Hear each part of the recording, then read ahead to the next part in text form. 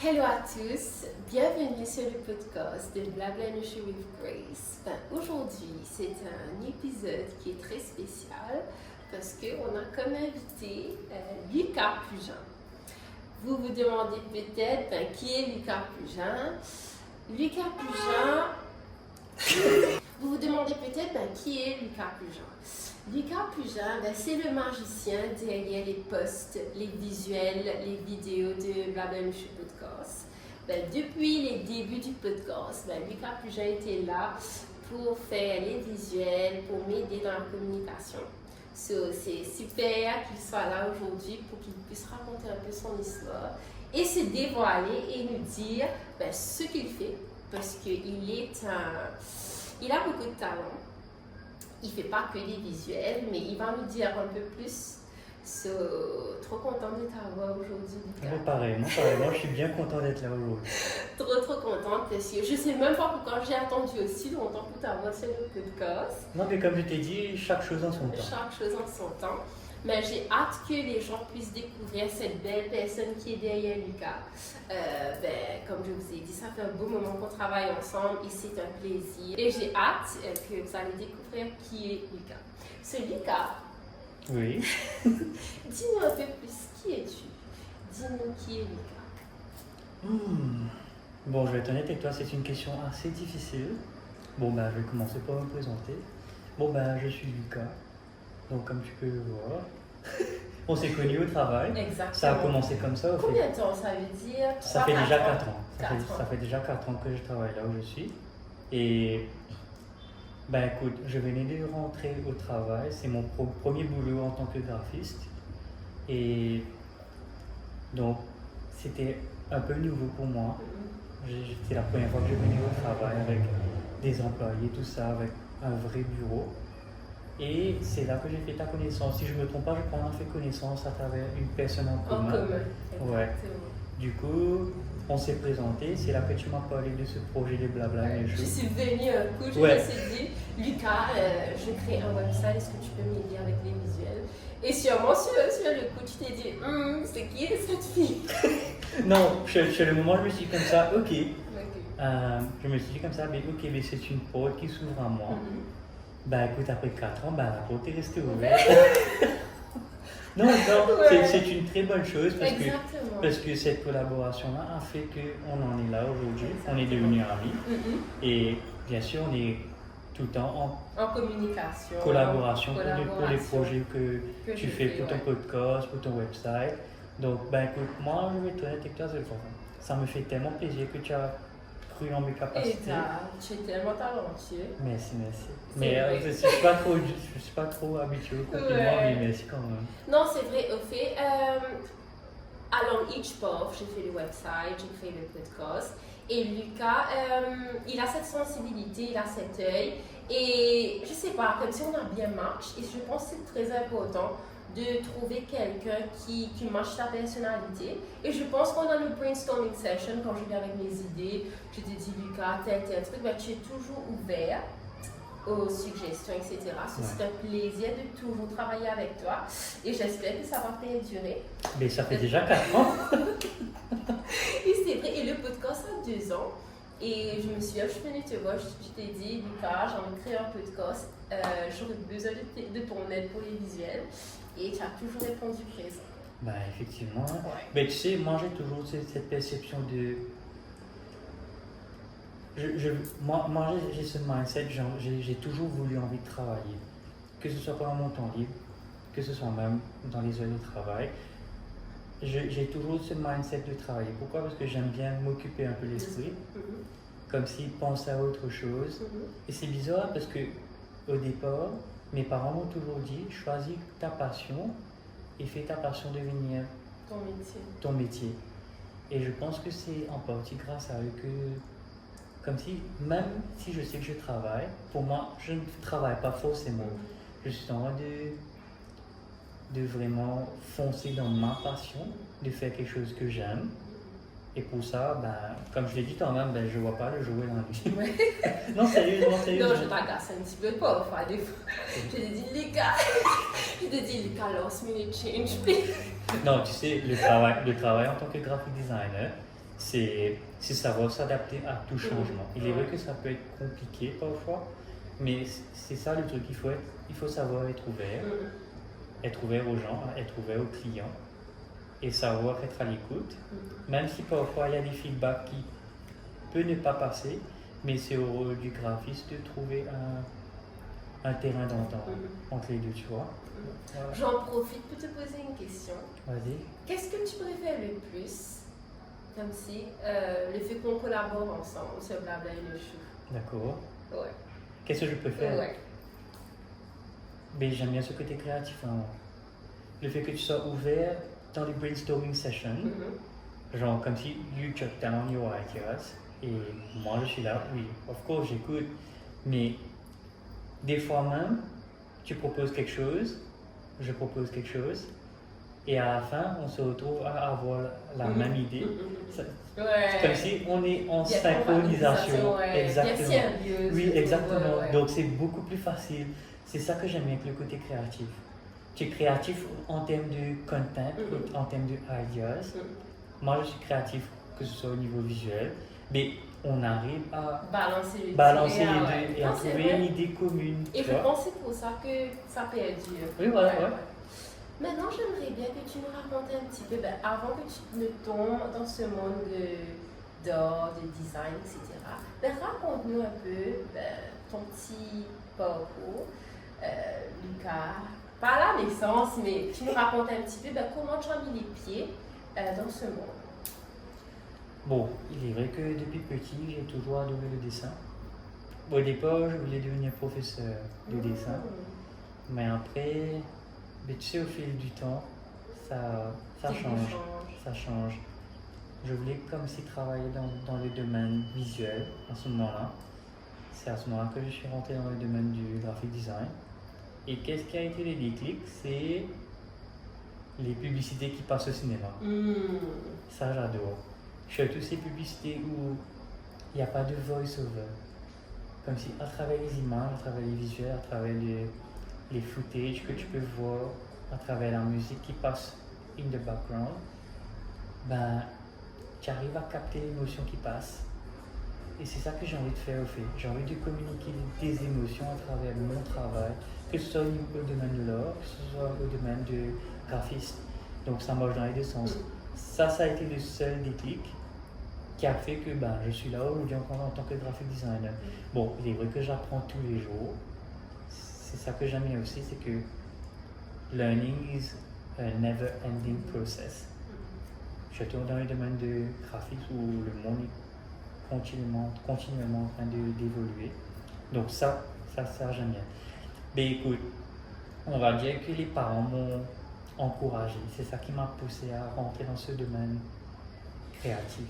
Il est vrai que les parents avaient quelques appréhensions, oui, ça c'est bien vrai. Mais le fait d'avoir continué, d'avoir été assez ambitieux dans mon choix, d'avoir été true to myself, true to my goals, j'ai comme si pu démontrer, voilà, il y a de l'avenir dans ce domaine, j'ai pu arriver, et ça a pris du temps, ça a pris pas mal de self-confidence, of self-working on myself, et voilà.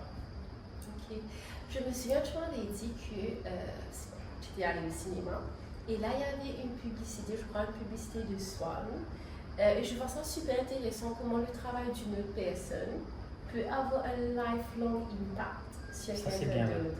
Est-ce que tu peux nous dire un petit peu plus cette publicité en particulier? Quelles sont les émotions ou le message qui a fait que ça a fait un déclic pour toi? Je pense que le message que moi j'ai capté à travers cette advertising-là, au fait, ça raconte l'histoire d'une famille, une maman, un papa avec une petite fille. Mais je crois qu'il y a une histoire tragique où la maman n'est plus de ce monde. Et à ce moment-là, moi j'ai bien aimé la transition du deuil et comment ce deuil pousse les gens à continuer à vivre. C'est ça que j'ai aimé. Parce que le papa a continué à s'occuper de sa fille, à subvenir à ses besoins. Et tu vois sa transition en tant que petite fille jusqu'à l'âge adulte où elle-même elle devient maman. C'est ça que j'aime bien au fait. Il n'y a pas eu besoin de voice-over pour décrire le moment. Juste le simple fait de voir des images, ben, ça raconte déjà une histoire. C'est ça que j'aime au fait. Il y a déjà tout sans vraiment tout, tu comprends? Je pense, je sais quelle publicité tu parles là, ouais. Tu vois, toi-même. Ouais. Mais si tu t'en souviens, c'est que ça a forcément fait un impact chez toi aussi. C'est ça, je crois arriver au moment où sur l'escalier, un truc comme ça. Je sais pas. Je sais seulement, il y avait cette progression, elle était petite, et après elle repart dans une voiture, un truc comme ça, mais... Ouais. C'est ça, elle apprend à devenir une femme, tu comprends? Ouais, autonome et tout. Ouais. C'est super. Et il y a un truc que tu as dit, c'est le self-love. Je pense que le self-love, c'est un truc de très important. Et c'est quelque chose qu'on apprend toujours, comme si on n'est pas réussi avec le self-love, etc. Peux-tu nous en dire un peu plus? Est-ce que tu as toujours eu ce self-love-là ou c'est quelque chose que tu travailles? On va dire qu'au départ, c'était un petit peu plus compliqué. Dans le sens que j'ai eu pas mal d'obstacles dans ma vie. Je vais te dire en termes de santé. On peut en parler un peu plus tout à l'heure, mais ça a été difficile pour moi d'avoir eu ce self-love parce que je pense que d'un côté, j'essayais toujours de trouver this love with someone. Genre comme si je voulais tellement être apprécié de tout le monde. Et ben, le tout, c'est que j'ai appris au fur et à mesure, c'est que si tu ne t'aimes pas toi, ben, les gens ne t'aimeront pas. Tu comprends? Ça a été un déclic. Et pour le coup, je me suis dit comme ça, ben, en ce moment, je vais essayer de passer avant tout le monde. Tu comprends? De me mettre plus en avant, de penser à moi. First thing first, après les autres suivront. Il est vrai que certaines personnes vont dire que c'est peut-être égoïste, mais penser à soi n'est peut-être pas égoïste en fin de compte, parce que tu fais passer ta santé avant tout, like your mental health, ton état d'esprit, tu vois.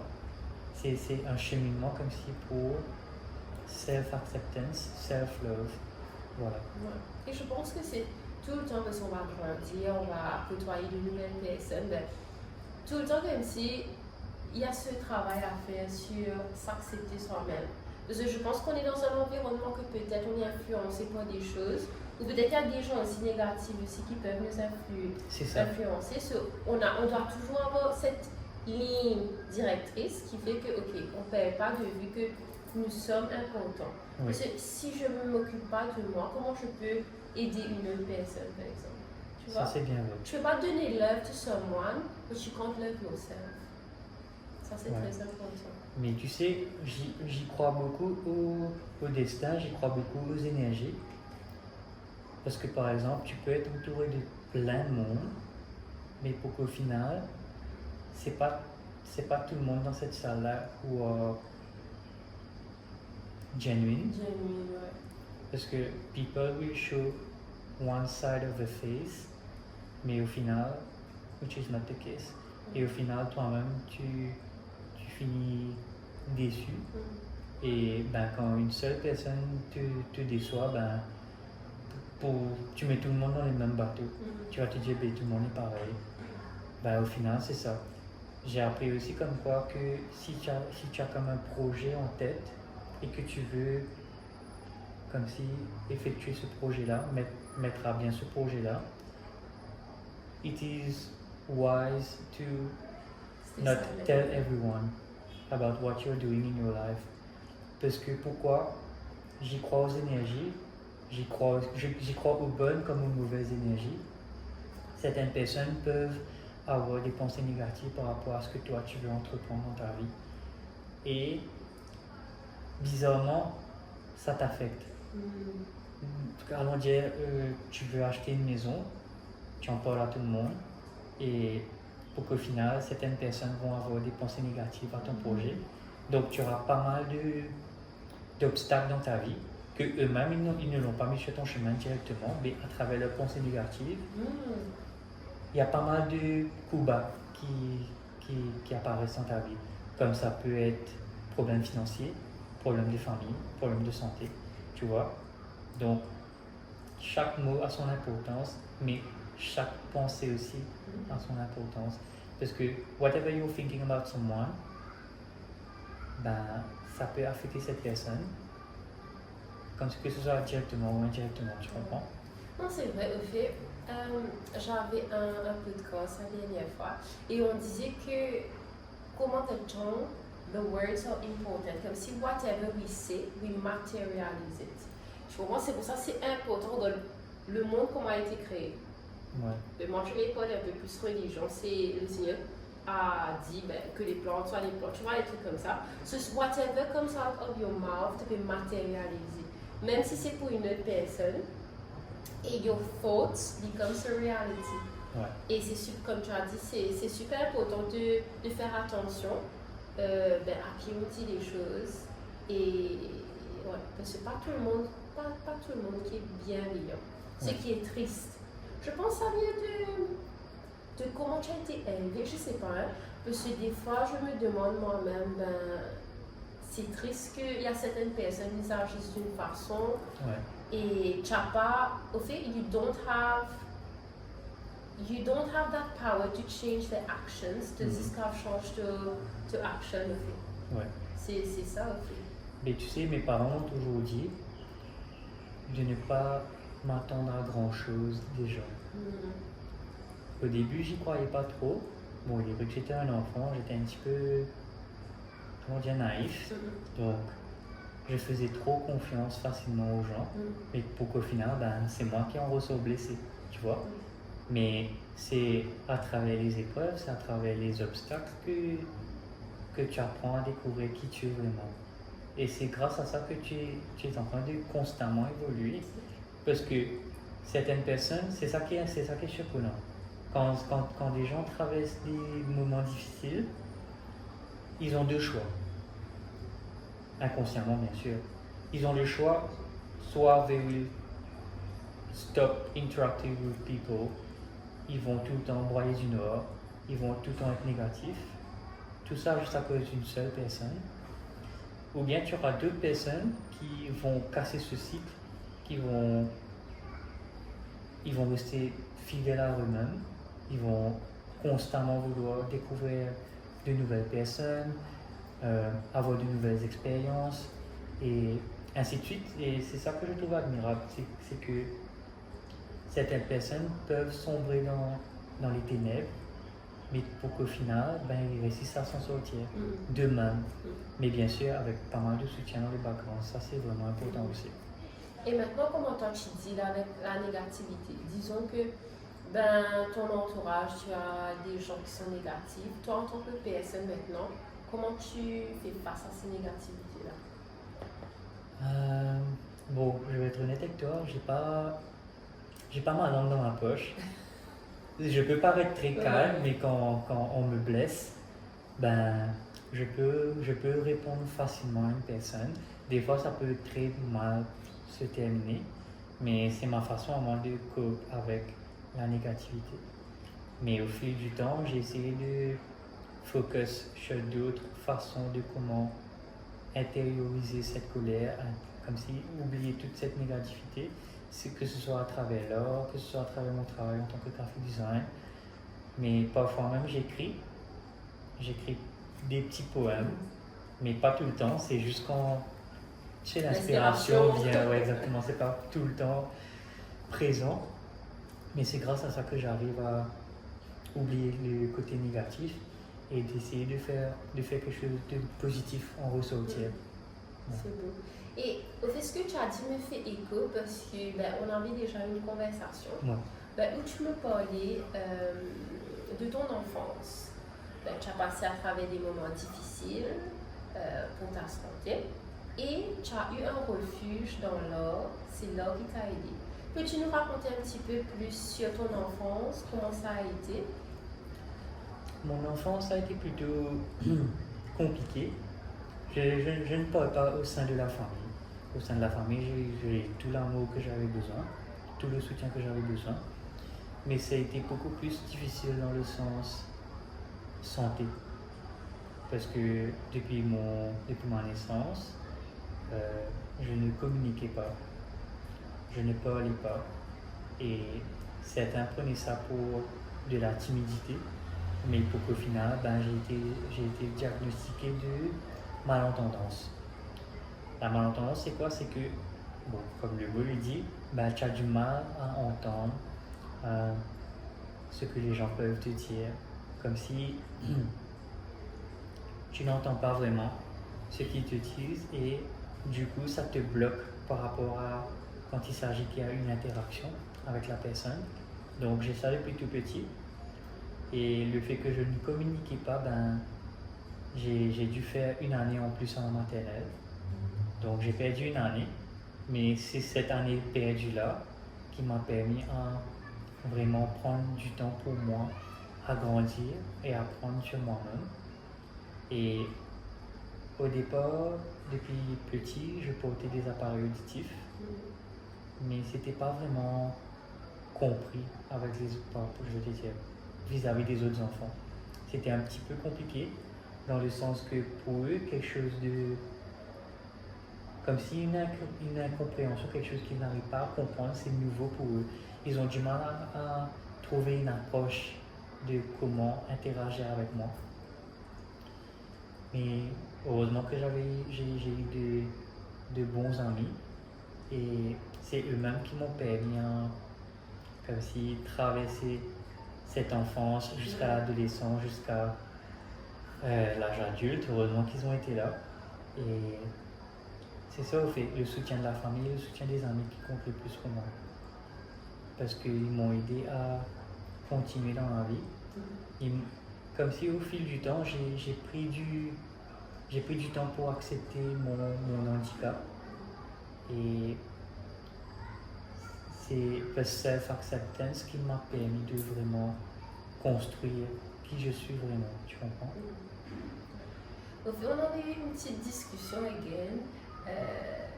Je t'avais dit, est-ce que... Parce que des fois, on ne sait pas comment aborder le sujet. On ne sait pas, parce qu'on ne sait pas, au fait, comment la personne... Qu'est-ce que la personne ressent. Oui. Je t'ai posé une question, je t'avais dit, est-ce que le mot handicap, est-ce que ça te dérange? Comment tu le prends? Je pense que chaque personne le prend différemment. Oui. Et j'aimerais bien savoir, toi, quand on dit le mot handicap, qu'est-ce que tu ressens? Tu sais, certaines personnes ont une perception du mot handicap très différente. Dans le sens qu'un handicap, ça peut être quelque chose qui n'est pas visible à l'œil, tu comprends? Ça peut être quelque chose qui ne peut être perçu, je vais te dire face à face. Moi, j'ai un handicap qui est invisible, mais c'est pas forcément quelque chose qui est invisible, que ça ne veut pas dire que cette chose-là n'est pas là. J'ai un handicap qui est omniprésent dans tous les jours de ma vie. Et c'est difficile parce que dans le sens où je n'entends pas les gens communiquer entre eux. Et pour le coup, le fait qu'ils me voient comme une personne normale, pour eux, je n'ai pas de problème physique ou auditif. Pour eux, je suis quelqu'un de comme tout le monde. Mais ça pose problème dans le sens que, allons dire, il y a une communication entre un groupe d'amis et qu'ils parlent entre eux, mais moi j'ai du mal à discerner certains mots, certaines phrases. Qu'est-ce qui se passe? Je demande, est-ce que tu peux répéter ce que tu as dit? J'ai pas entendu. Mais quand tu demandes une fois, deux fois, trois fois, tu n'as toujours pas compris ce qu'ils disent. Mais le ton qu'ils prennent avec toi, c'est un ton agacé, comme si it's a burden for them to repeat something that they just said once or twice. Tu sais que ton handicap indirectement est en train de déranger la personne. Qu'est-ce qui se passe? Je m'auto-exclus même de la conversation. They are talking among themselves, mais moi, j'essaie autant que possible de ne pas trop interagir. Parce que c'est une façon pour moi de me protéger et d'éviter aussi ce discomfort. Tu vois, c'est un petit peu malaisant d'être au centre de l'attention, comme si au centre de l'attention, mais comme si déranger la personne, tu vois. Ben, c'est dur ça. Ouais, c'est très dur. C'est dur comme si tu te dis, ok, pour pas déranger, ben je me fais tout petit, j'éteins ma petite lumière. C'est ça. Est-ce que... Non, moi je trouve ça super difficile parce que tu te mets à l'écart pour pas déranger. Je disais que ça doit être difficile comme si d'éteindre sa lumière juste pour ne pas déranger. Right? Si tu as un petit message à passer, par exemple à ces gens qui te font te sentir à part, différent, ou un petit message aussi pour les autres qui sont dans la même situation, qu'est-ce que tu penses qu'on doit faire pour changer cette situation? Je pense que d'abord il faut déjà en parler. Parce que quand tu en parles, tu ouvres une porte vers quelque chose que les gens ne comprennent pas tout de suite. Et qu'au fur et à mesure, ils vont apprendre à connaître le vrai toi. Parce que tu sais, quand tu caches une partie de toi envers certaines personnes, tu empêches les gens de faire leur propre opinion de toi. Dans le sens que ils vont juste savoir une infime partie de ce qu'ils savent déjà par rapport à toi. Mais si tu t'ouvres aux gens, même si ce sont des gens qui vont te blesser constamment tous les jours, il faut déjà savoir, comme si être ouvert, en parler, être toi-même, fidèle à toi, genre tu t'exprimes librement, tu essaies de faire ressortir ta personnalité. Certaines personnes vont peut-être pas t'apprécier pour ça, mais il y aura quand même un groupe de gens qui vont t'apprécier pour ce que tu es, pour qui tu es. Malgré les épreuves que tu traverses, tu n'es pas tout seul. Tu as forcément du soutien ailleurs, que ce soit dans ta famille, avec tes amis, comme ça peut être des inconnus sur ton chemin que tu peux croiser comme ça, mais pour qu'au final, eux-mêmes ils deviennent ton confident, tu vois. Moi, c'est mon conseil que moi je donnerais, c'est reste ouvert, comme si raise your voice et laisse les gens apprendre à te connaître. Comme si tu es dans un groupe maintenant et si les gens, si tu comprends pas, tu dis excuse-moi, est-ce que tu peux répéter? Est-ce que... Non, ce que je voulais te dire, c'est que ça dépend comme si, avec quel genre de personne tu es. Je sais pas si c'est des collègues, des gens que tu connais pas. Certaines personnes, tu vas être plus à l'aise pour leur dire répète. Est-ce que tu peux répéter? Mais est-ce que tu penses qu'à la longue, ils oublient de ton handicap, de ta surdité? Oui, oui. Au fait, je ne sais pas s'ils oublient forcément, mais ils donnent l'impression d'oublier. Dans le sens que j'ai un handicap qui ne se voit pas. Et comme j'ai dit tout à l'heure, c'est pas parce que quelque chose qui ne se voit pas, qui n'est pas là. Je pense qu'ils oublient parce que j'ai des appareils auditifs, mais ils sont à peine visibles. Donc, c'est une chance. Parce que physiquement, j'ai l'impression d'être comme tout le monde. J'ai rien de différent. Mais pour qu'au final, on est tous différents.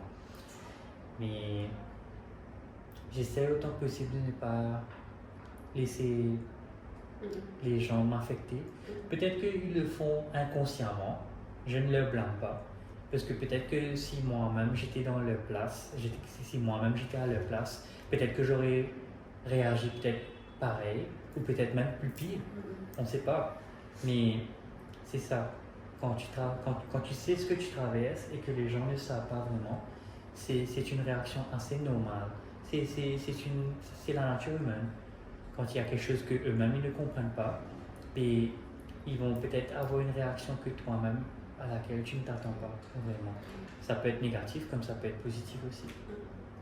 Et tu as dit que tu as eu la surdité depuis ta naissance. Tu as grandi. J'ai grandi avec. Tu as grandi avec. Et c'est différent, par exemple, pour une personne qui a développé sa surdité un peu plus tard après. Mais tu m'as dit quelque chose de beau la dernière fois. Tu m'as dit que tu es avec la même personne qui s'occupait de toi depuis la naissance. Vous avez tissé un lien.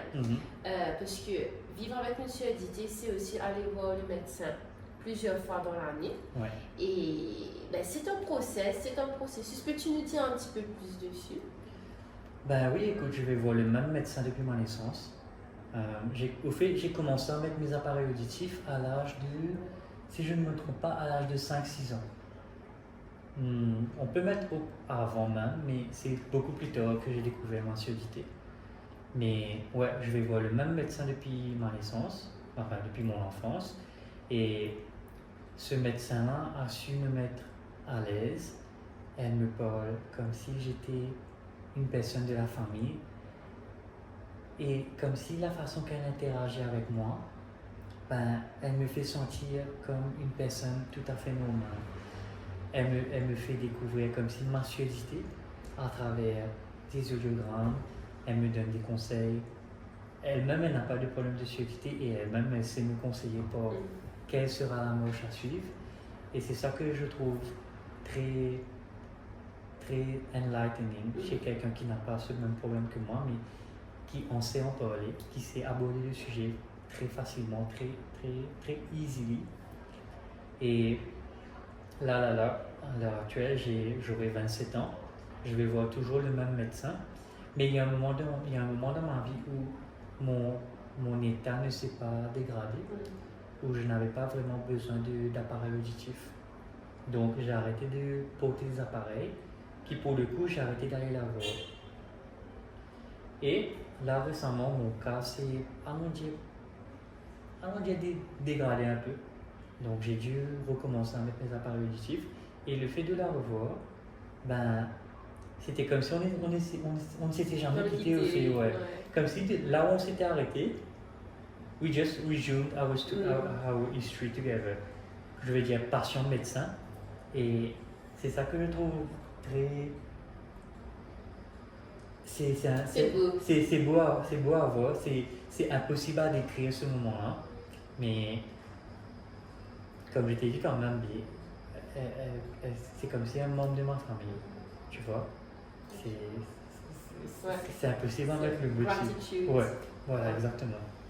Et comment tu vois ton futur? Parce que déjà, comme si vivre avec la surdité, et comme tu as dit que tout récemment, ben, tu commences à perdre un peu, ça y est, tu perds en lui. Comment est-ce que tu penses au futur? Est-ce que tu as une peur? Comment tu deals avec ça? Ben écoute, ouais, tout le monde a peur de l'avenir, même si c'est un truc mineur ou majeur. Mais moi, ma crainte, c'est que je deviens complètement sourd. C'est ça qui m'effraie parce que tu réalises, il est vrai que je n'entends pas vraiment forcément chaque mot qu'une personne peut communiquer, mais cette fois-ci, je n'ai rien entendu du tout. Une fois, j'ai déjà fait l'expérience. J'étais au restaurant avec la famille. Les gens n'ont pas remarqué. Mais qu'est-ce que j'ai fait? J'ai voulu me mettre dans la peau d'une personne qui n'entendait rien du tout. Qu'est-ce que j'ai fait? J'ai juste bouché mes oreilles pendant 1 minute et je regardais ma famille discuter entre eux. Je voyais les gens autour parler entre eux, les familles rire, les familles causer entre eux. Et moi, le simple fait de ne pas entendre rien, le néant pendant 1 minute, mais ça m'a permis de me mettre à la place d'une personne qui est sourde, muette, ne pas pouvoir entendre. Et ça fait peur, mais ça m'a donné comme si un avant-goût de ce qui pourrait arriver dans l'avenir.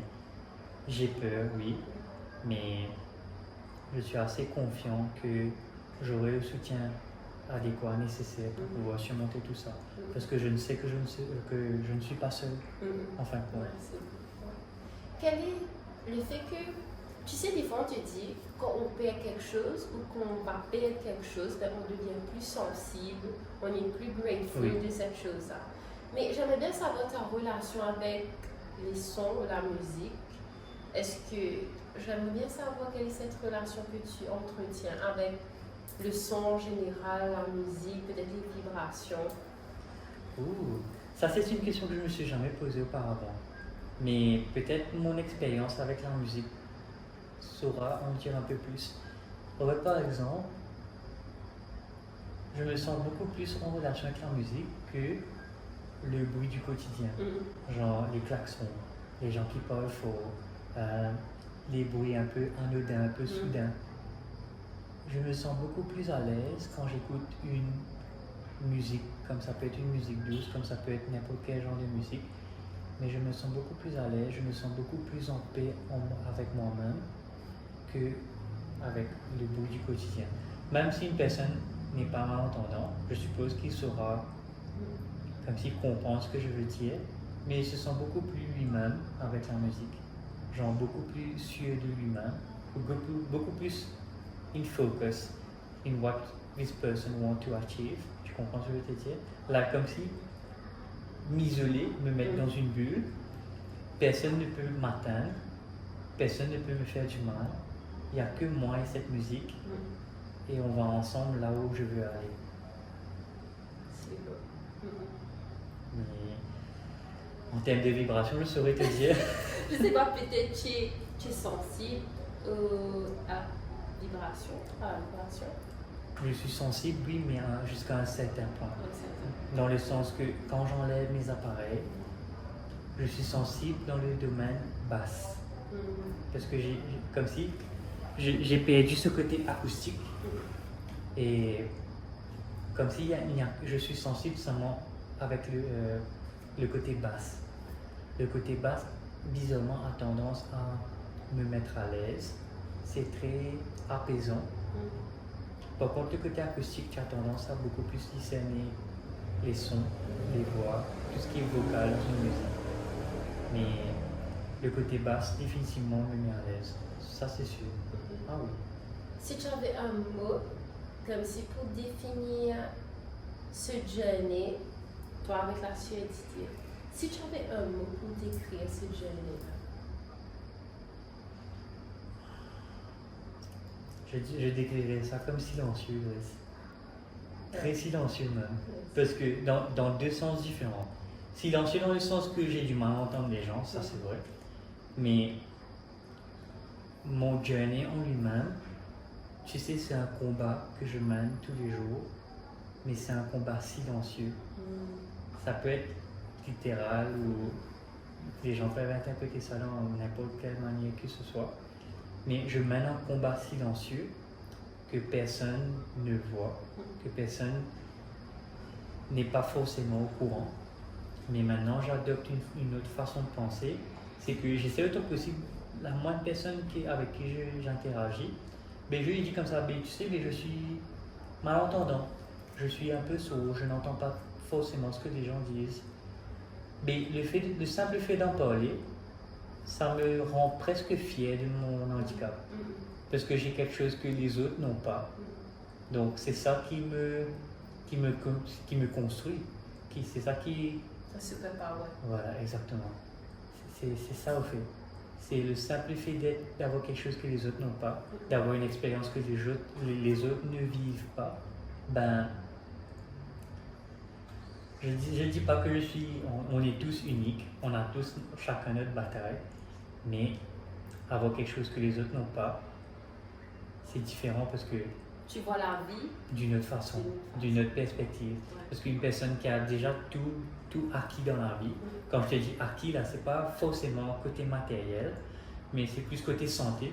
Quand une personne a une santé, une très bonne santé, genre, il arrive à entendre, il a une très bonne vue, il peut communiquer facilement verbalement, il peut marcher, il peut courir, il peut respirer, ben, c'est beaucoup plus facile pour lui d'oublier les petites bonnes choses de la vie. Par contre, une personne qui n'a pas ça, ben, de lui-même, il se rend compte, ben, c'est précieux. C'est précieux, au fait. Le simple, le peu qu'il nous reste, c'est assez précieux parce que c'est beaucoup plus précieux que le côté matériel. Ça, c'est sûr. Mais heureusement que on a notre soutien, on a des gens autour de nous qui font comme si on est normal. On a comme un cerveau de semblant, comme si de vivre normalement. Et c'est ça que je trouve formidable parce que il est vrai qu'il y a certaines personnes que tu crois sur ton chemin, mais à some point they will leave the journey. Mais il y en a qui restent du début à la fin et ça c'est top. Et j'aimerais faire cette transition sur au travail, comment ça se passe. En tant que graphic design, je suppose que tu fais plus des trucs visuels, mais je sais aussi que tu fais du motion, des animations, etc. Ouais. Ce qui fait ta solidité avec ce que tu fais, ben, ça t'affecte pas directement. Comment ça se passe? Au départ, c'était un petit peu difficile pour moi d'aborder le sujet. Je disais pas aux gens forcément que j'étais malentendant. Alors, C'est ça, sauver de te Non, couper, non, parce ouais. que au fait, quand j'ai su sur ta solidité, c'est quand on avait fait un petit interview pour le website, et là tu m'as dit j'ai la solidité, je me suis dit ben j'ai jamais capté. personne ne va vraiment savoir jusqu'au moment où moi-même je le Tu dis. mentionne. Ouais. C'est ça qui est difficile. Au travail, j'avais peur de. Je voulais pas que les gens me mettent cette étiquette d'handicap.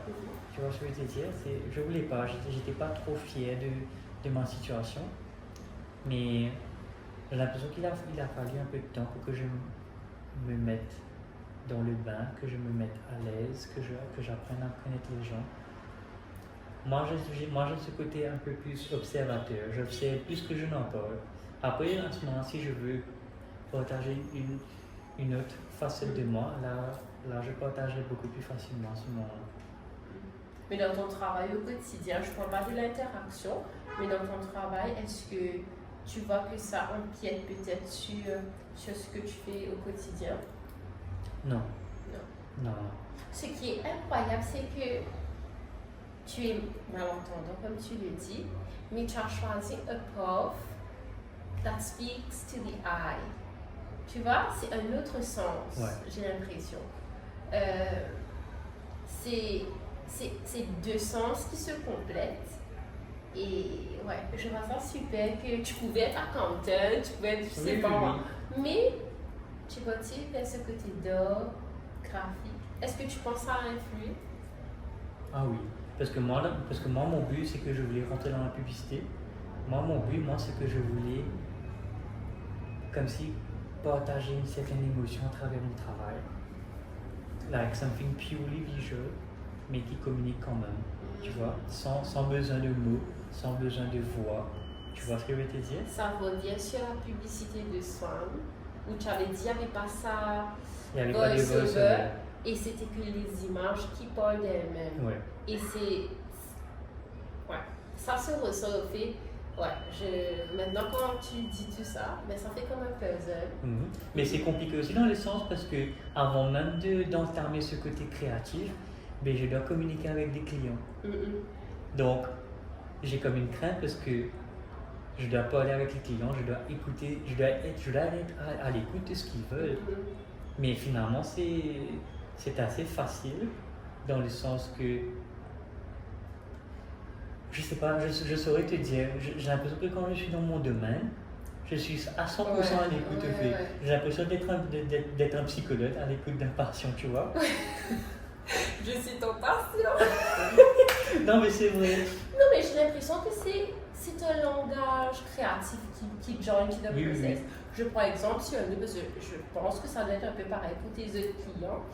Mais quand on travaille ensemble, j'ai l'impression qu'on ne parle plus comme si le langage courant, c'est un langage créatif qui joint, tu vois. J'ai l'impression que quand il y a des mots qui me parlent, j'ai plus tendance à facilement trouver mon repère.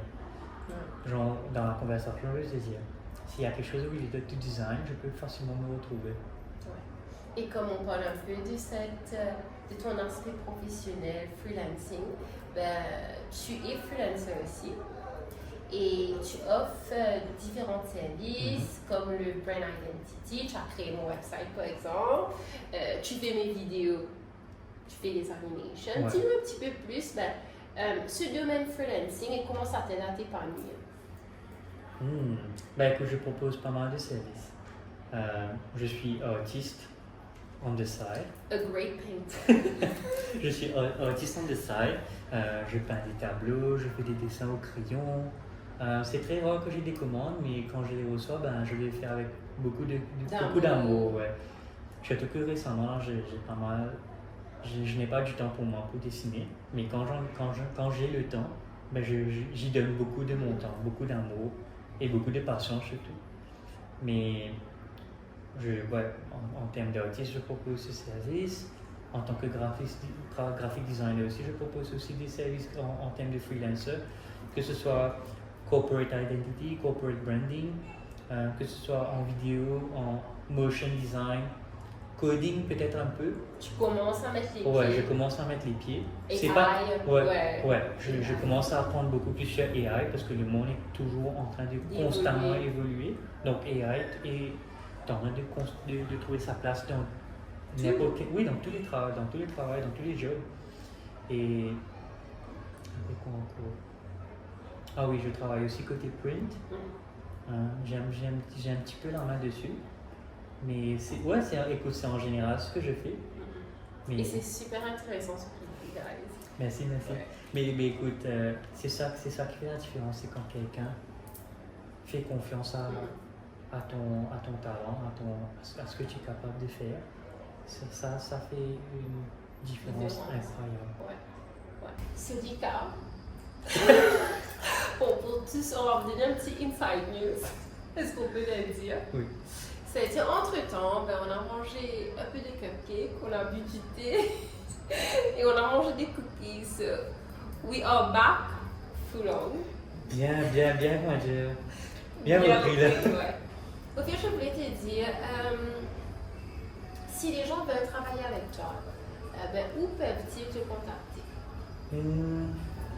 Les gens peuvent me joindre directement sur mon compte LinkedIn et j'ai aussi un portfolio chez Behance.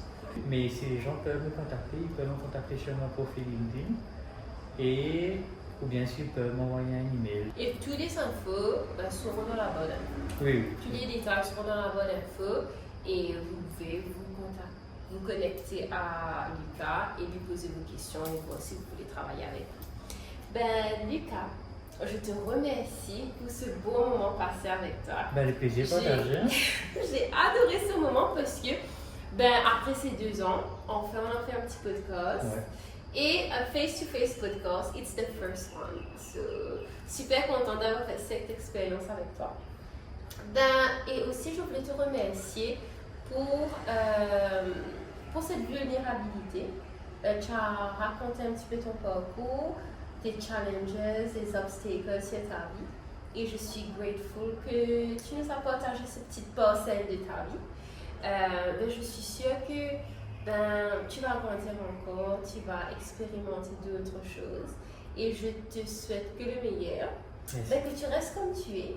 Merci. Et qu'on continue à travailler ensemble. Écoute, moi aussi je te souhaite beaucoup de bonnes choses. Continue sur cette lancée. Et hopefully the collaboration will go for years and years and years. Et on verra. Ouais. So, merci à tous ceux qui nous ont écoutés aujourd'hui. J'espère que ce petit épisode va vous inspirer parce qu'il nous a raconté un des moments difficiles de sa vie, son petit parcours et comment il a deal avec ses difficultés. N'hésitez pas à nous envoyer un message, à l'envoyer un message pour raconter votre histoire et communiquer avec nous. Je vous remercie et on se revoit à très vite. Bye bye.